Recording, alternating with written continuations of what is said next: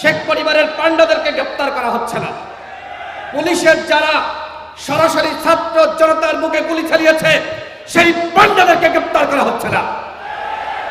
এখনো পর্যন্ত দেখতে পাচ্ছি যে আওয়ামী পাণ্ডারা বিভিন্নভাবে জামিন পেয়ে যাচ্ছে।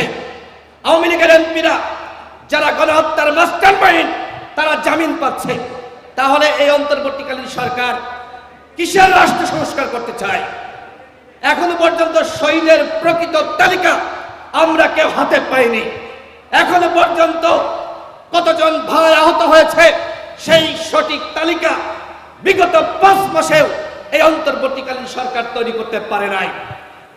এখনো পর্যন্ত আপনারা দেখতে পাচ্ছেন জনগণ বাজারে গেলে অনেক অসহায় মানুষ, গরিব মানুষ তারা চিৎকার করছে। এখনো পর্যন্ত নিত্য পণ্যের দাম কমাতে পারে নাই। অথচ আমরা দেখতে পাচ্ছি কোন কোন উপদেষ্টা বিরাজনীতিকরণের বক্তব্য দিচ্ছে। রাজনৈতিক দলগুলো 53 বছরে কিছু করতে পারে নাই, তারা বিশাল কিছু করেছে। কি করেছে? আমি তো বললাম এই 5 মাসে তারা এই কাজগুলো করতে পারত। আওয়ামী লীগকে সাংগঠনিকভাবে নিষিদ্ধ করবে কি করবে না এখনো পর্যন্ত আমরা দেখতে পাচ্ছি। বিশেষ করে অনেকে বলছে এই ফ্যাসিস্ট পার্টি আগামী নির্বাচনে যেতে পারবে। গণহত্যার বিচারের আগে এই আওয়ামী লীগ নির্বাচনে অংশ নিতে পারবে না।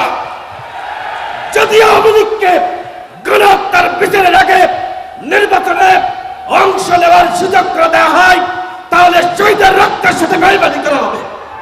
আমরা ছাত্র জনতা শহীদের রক্তের সাথে এই সরকারকে বেইমানি করার সুযোগ দিব না। আমরা এই অভ্যুত্থানে আন্দোলন করেছি। প্রয়োজনে যদি রাষ্ট্র সংস্কারের জন্য, এবং এই সরকার এখন আওয়ামী লীগকে বিভিন্নভাবে সুযোগ দিচ্ছে। দেখেন সচিবালয়ে আওয়ামী লীগের প্রেতাত্মারা আরো বেশি প্রমোশন পাচ্ছে, পুলিশে প্রমোশন পাচ্ছে। ডিসি এসপি নিয়োগকে কেন্দ্র করে আপনারা দেখেছেন কি কেলেঙ্কারি।